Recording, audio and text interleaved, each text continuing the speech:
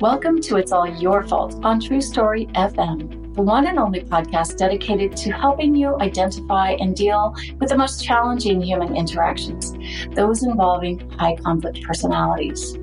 I'm Megan Hunter, and I'm here with my co-host, Bill Eddy. Hi, everybody. We are the co-founders of the High Conflict Institute in San Diego, California, where we focus on training, consulting, coaching, classes, and educational programs and methods, all to do with high conflict since 1988. How about 2008? I'm going way back in the past today. Time flies. We're recording this on a Friday, TGIF.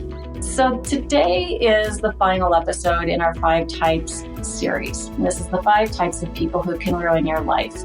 This time we'll be focusing on paranoid high conflict personalities. But before we start, we just want to thank you for listening. And if you're a new listener, we hope you'll learn a lot from our podcast. If you have any questions, please send them to podcast@highconflictinstitute.com or on our website at highconflictinstitute.com/podcast, where you'll also find all the show notes and links.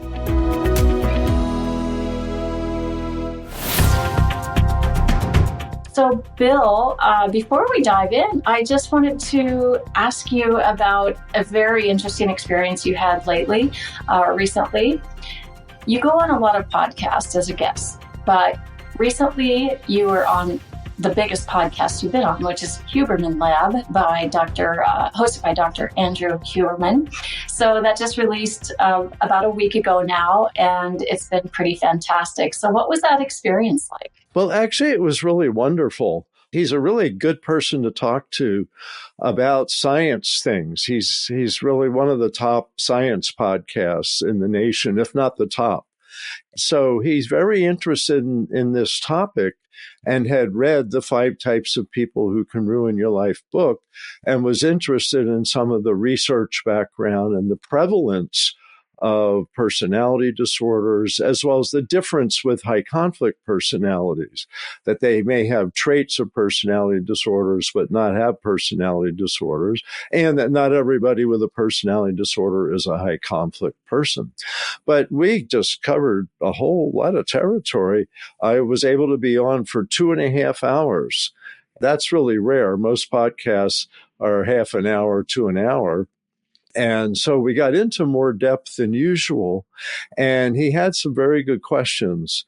And also it was in person. I was in his lab, so to speak, and that made it easier for being conversational.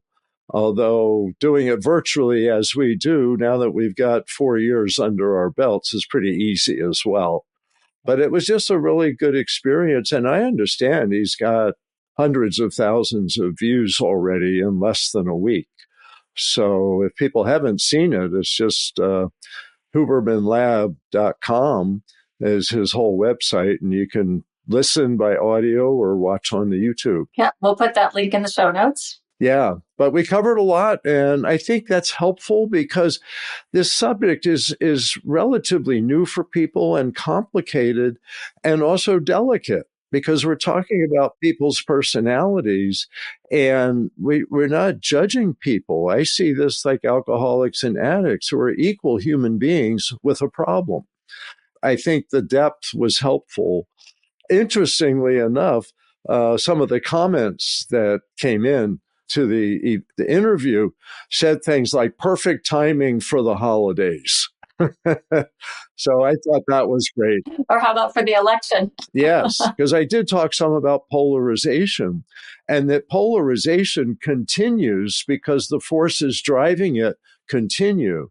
So like in a divorce, the divorce is just a speed bump in high conflict because the families are all still arguing. And I believe day of election will be a speed bump in high conflict because all of the opinions and groups talking to themselves will just continue. And we have to become more self-aware that we don't play a part in escalating those conflicts. Very true. And I know I've intentionally had conversations with people who we don't agree on everything regarding politics. And we've made it a kind of a pact at the beginning to just not judge each other, not argue, and to just keep an open mind and allow people to have the beliefs that they have. that's fine, right? And it's very doable. So we encourage you to do it. Just don't get in a fight. All right. Well, that was really exciting, Bill. And I know we've had quite an influx of contacts since since you appeared on his podcast. And interestingly, some from those who have said, "Hey, I'm the high conflict person, and I'd like to get some help." So we're going to be talking about that. That's one of the best things. Yeah, it is. It's great. And like Bill said, this is not something stigmatizing. I really see the work that we do as anti-stigmatizing. We're attempting to help those who typically run into brick walls wherever they go, because people don't know what to do and just how to do something differently. And that's what it takes. So if we are all learning these skills, this helps bring everyone up to a level that is easier to manage their lives and to have less conflict and keep the conflict smaller. So that's who we are, Bill, right? Well, this is from the beginning. It's been about skilling people up so we can be more on the same page. Exactly. All right. So let's get back to the topic at hand today, which is the final episode of the 5 Types of People series. And this time talking about the paranoid high conflict personalities.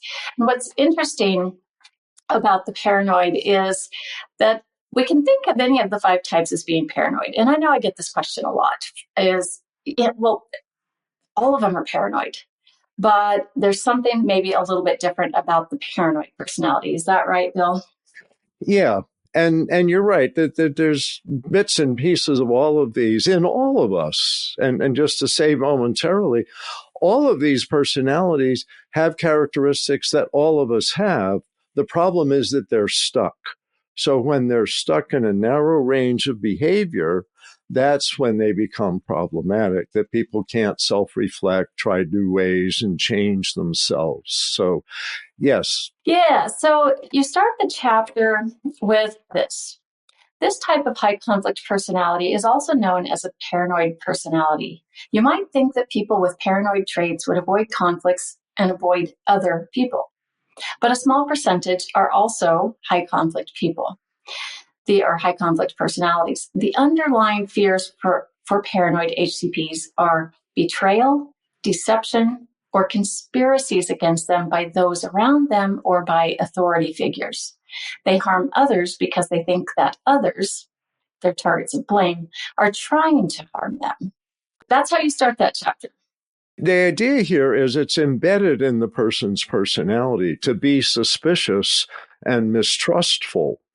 The reality is, in modern life, there's kernels of reasoning to be mistrustful. There are some people who can't be trusted. There are some times people get together and do form conspiracies, but not at the level that paranoid personalities view. They kind of have a filter. It's like conspiracy or betrayal colored glasses. And so they view things with this mistrust. It's almost like a chip on their shoulder. And it's part of who they are, part of how they see the world, how they think. And it helps to understand this personality so you don't take it personally. It's not because you're betraying them. It's because they fear that you're betraying them.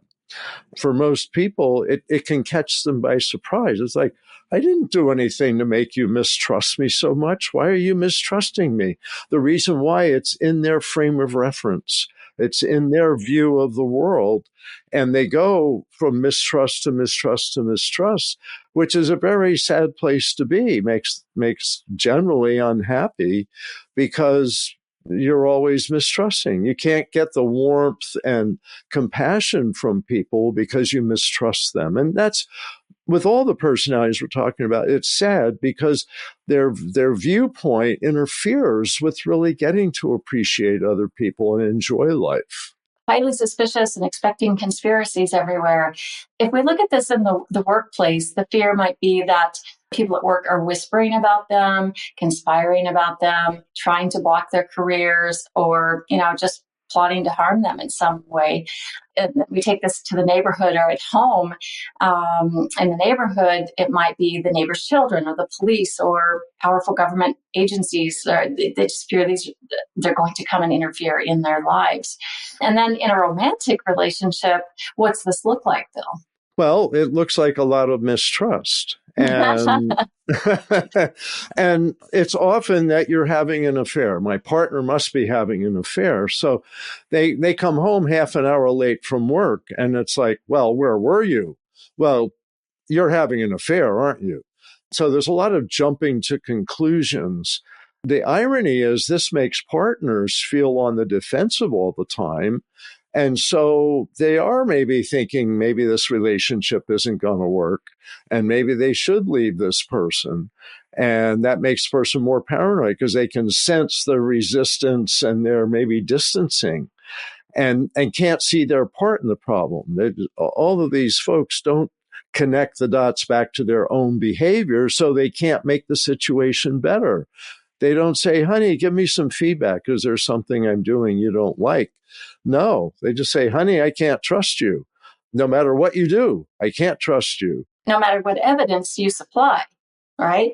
Yeah, I was late at work. You've got 6 people at work can say that I was at work. And so it's this kind of carried mistrust that makes relationships quite hard. Mm.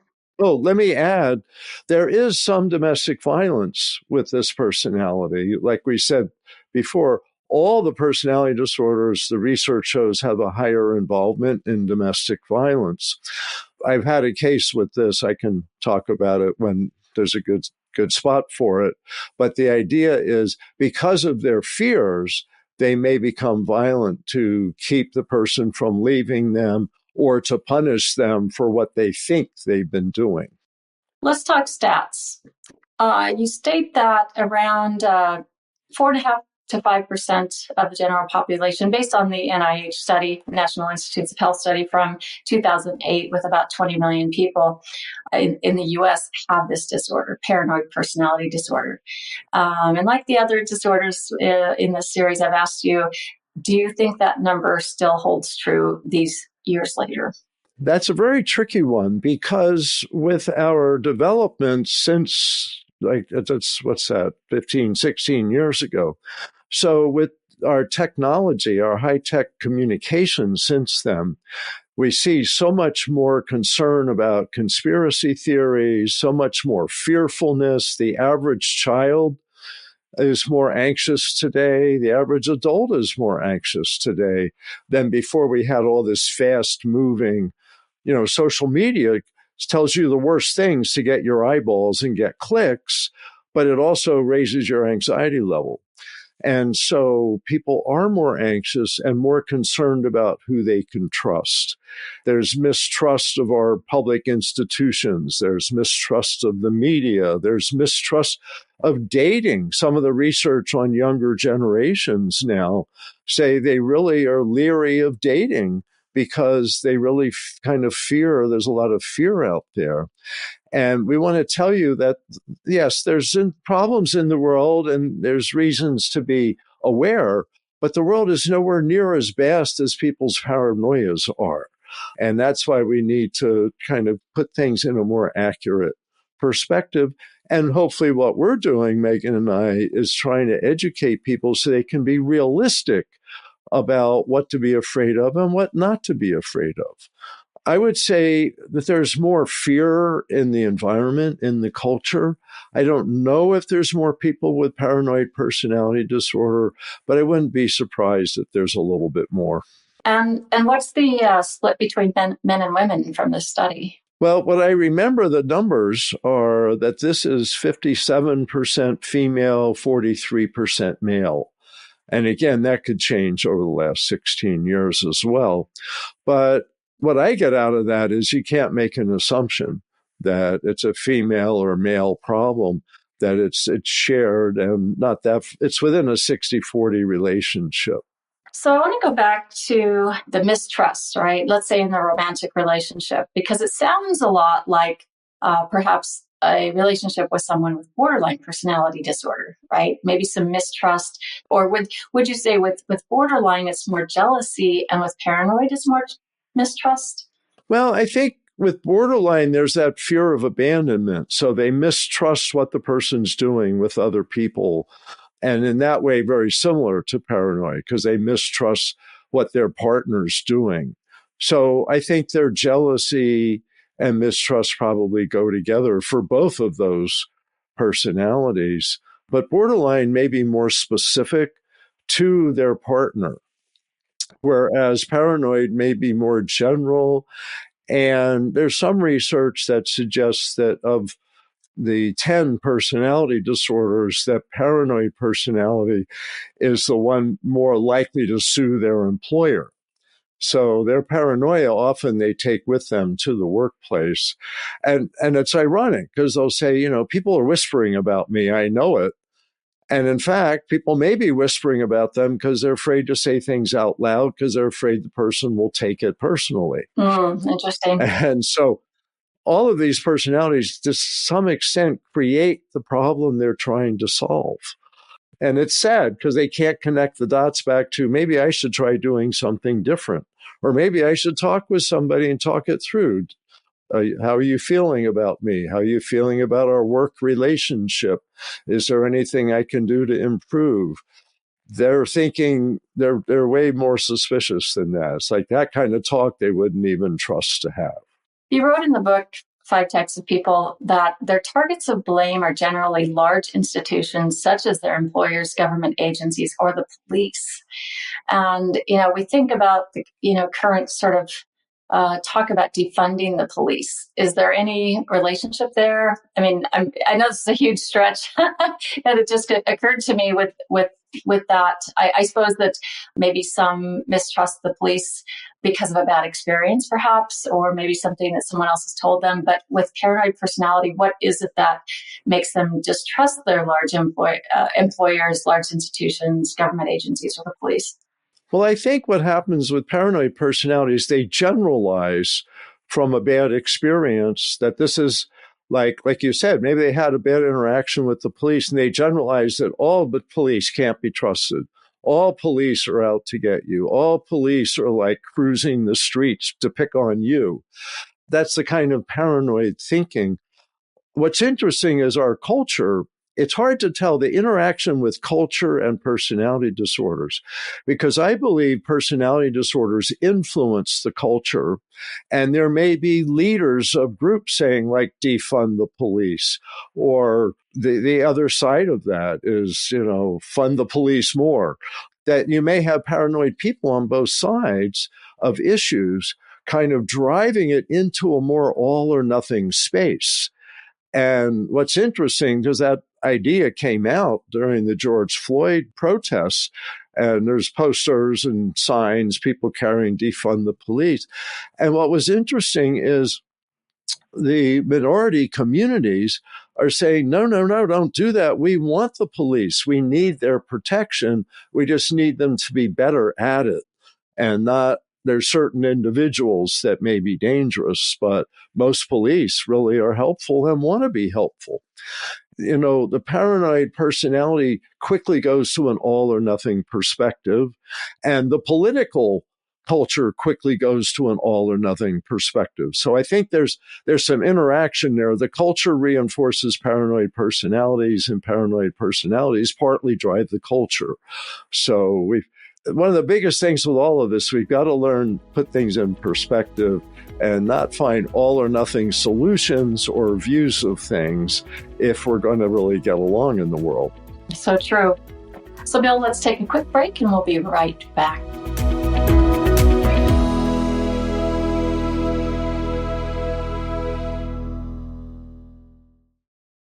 All right, we are back. And I wanted to start, Bill, talking about, there was one phrase in that chapter of your book that says, yes, they ruin other people's lives because they are suspicious that others are ruining theirs. And there's that piece you're talking about, that they just don't connect the dots back to themselves. And so it ends up, in self-sabotage. So they're expecting these conspiracies. They're, fearing people are whispering about them.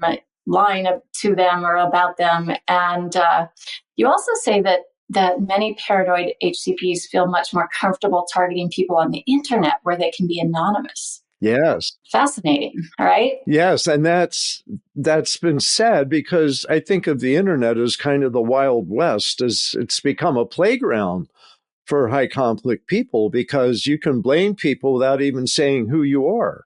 You can spread rumors that without worrying there'll be consequences. So until the internet gets reined in, like the Wild West got reined in, we need a sheriff in town. The internet and all the media on the internet all need a sheriff that says, "Hey, you can't do that."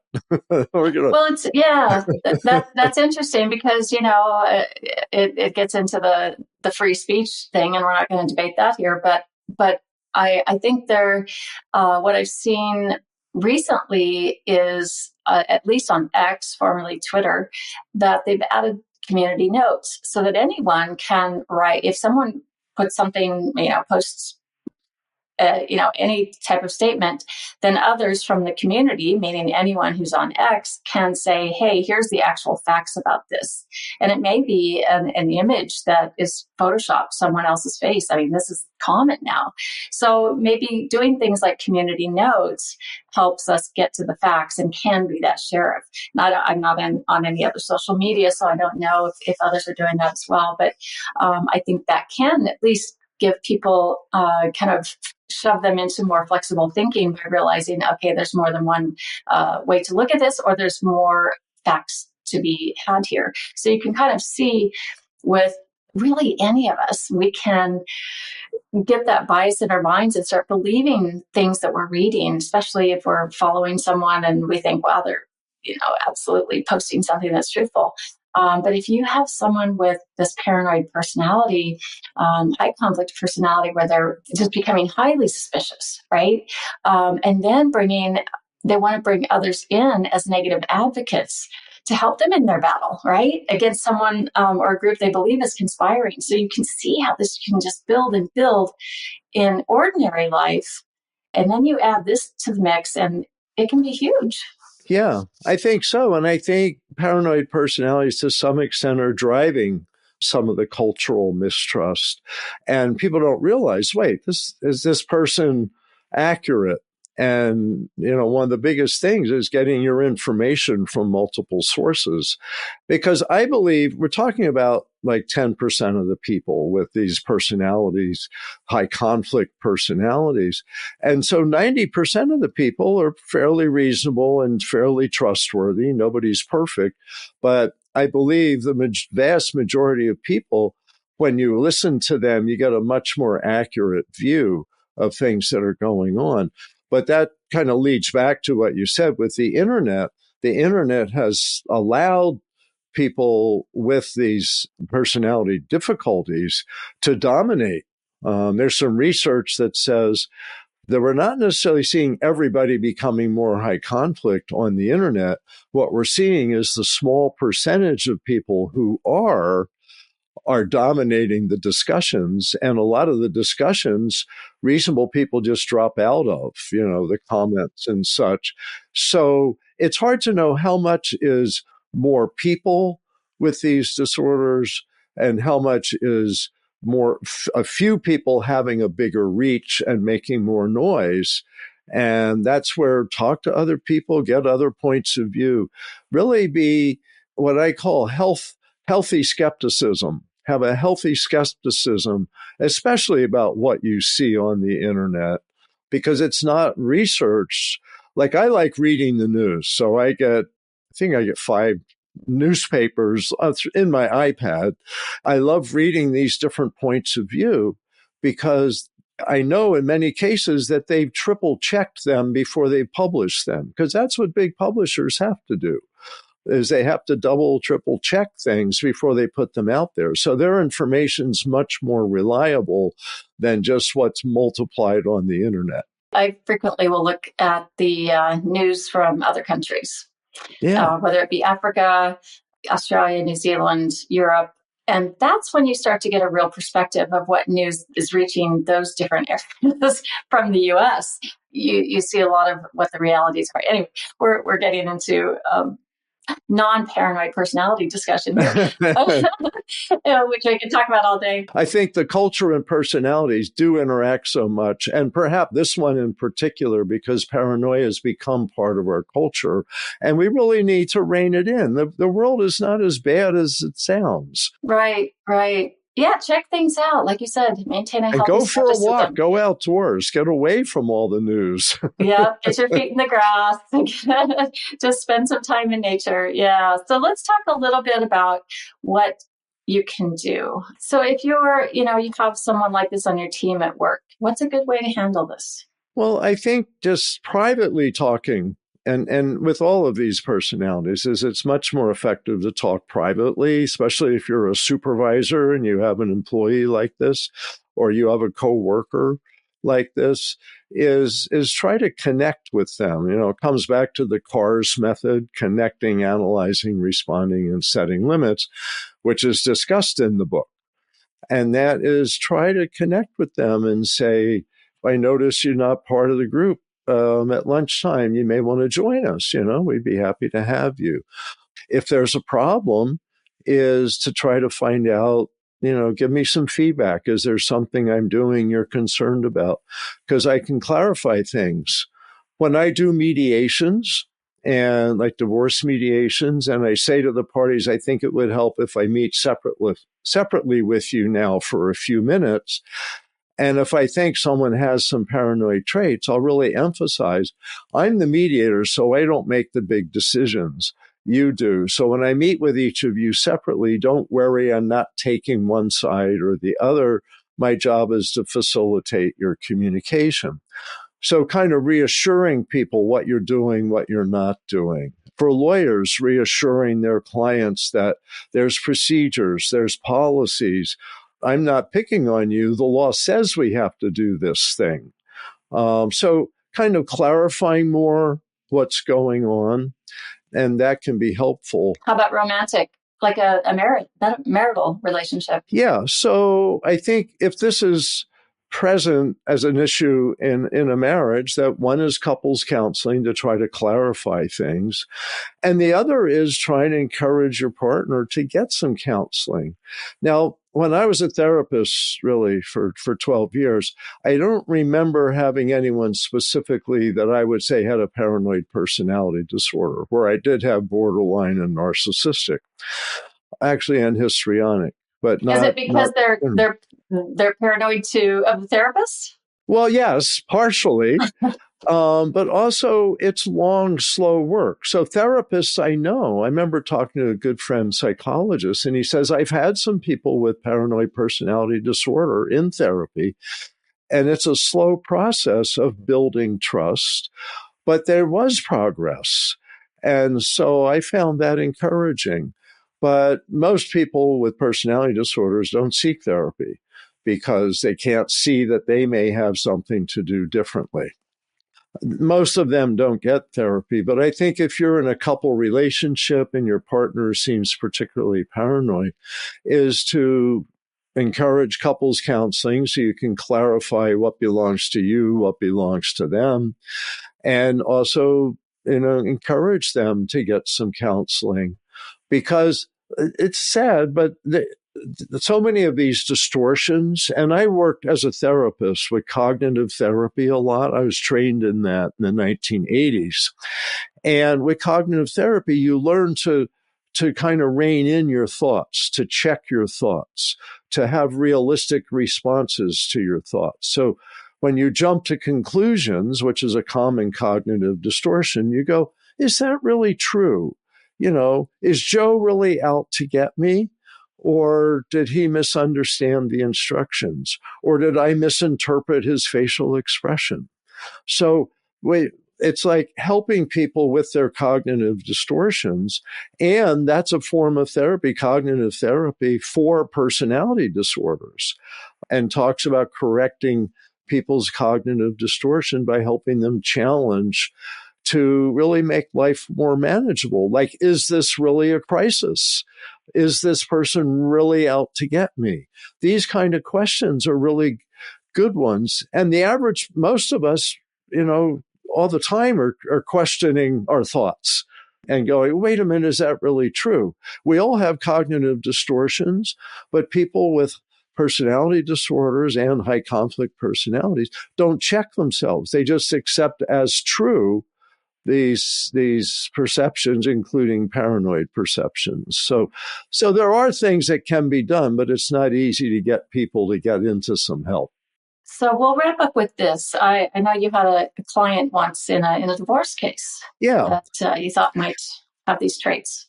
Yeah. So what was interesting, so in the 15 years I represented clients in family court, borderline and narcissists come up a lot. And I think some had those disorders. But I had a case with a man, my client was a woman, and a man who actually had been diagnosed as having paranoid traits in a psychological evaluation during the divorce case. And it totally fit for me. He was so suspicious of his wife, who became his ex-wife, but he beat her up 40 times in their 6-year marriage. This was definitely a domestic violence case, but it wasn't borderline personality or antisocial personality. It was paranoid personality, perhaps with some antisocial traits. That's what I was kind of sensing from him, but psychologists did some testing and said some paranoid traits.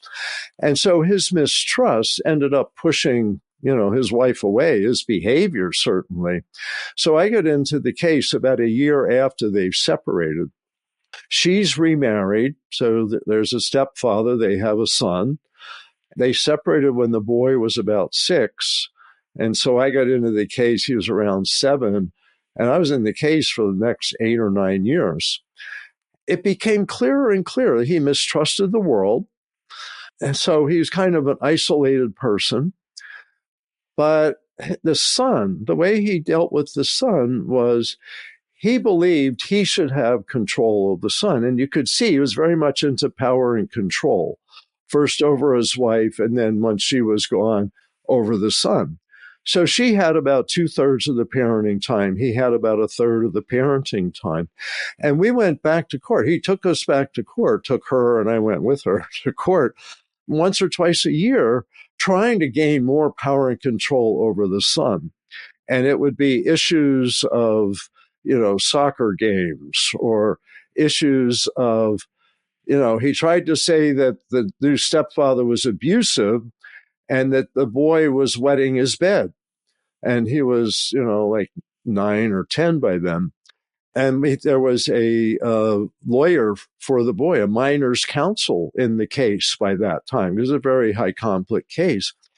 The boy wasn't wetting the bed, but he talked to his father on the phone, who would say, if you're abused, tell me and tell somebody. And so the boy had 2 drops of urine in his bed. It's like as if he was trying to satisfy his father. He was not losing control. It wasn't bedwetting. And so the minor's counsel came over to look, and there's like a drop of urine there. And so, but the father was so paranoid, he started teaching the son to be paranoid. The son would get into fights at school with the other kids, and the father would say, you're right to stick up for yourself. Fight back, fight back. And then the boy get in conflicts with the teacher. And his father would say, you're right, the teacher's treating you badly. You can't trust the teachers. And so he was teaching this boy not to trust kids his age or other adults. And what happened is by the time the boy was 16, he basically ran away to the father's house. He secretly gave him a cell phone, and he ran away to the father's house and stayed there. So rather than 1/3 of the parenting time, he stopped coming back to the mom. And the father, I believe, over the next few years, just really cut him off from society. And so that's part of how this may be taught by a person. So I just wanted to mention these are some of the dynamics, but because the psychologist said he's got paranoid traits, it helped me understand this guy sincerely believes the world's out to get him. And I tried to be not too escalating in my language. I had to deal with him directly sometimes when he didn't have a lawyer. But that's what was driving him, and it was sad. And I hope the boy's okay. But mother said, hey, I've done my job. He's 16, and if dad's I've kind of run out of solutions. So that's what happened. And the boy did come back and would see her like alternate weekends. So she didn't lose her relationship. But anyway, this is the kind of thing that can happen. Right. Well, thank you for sharing that, Bill. And listeners, we hope this has been helpful to you. We know these topics can be confusing and quite complex sometimes, but focus on what to do and not shaming and blaming. And we'll put lots of links in the show notes for the book and for courses and some articles.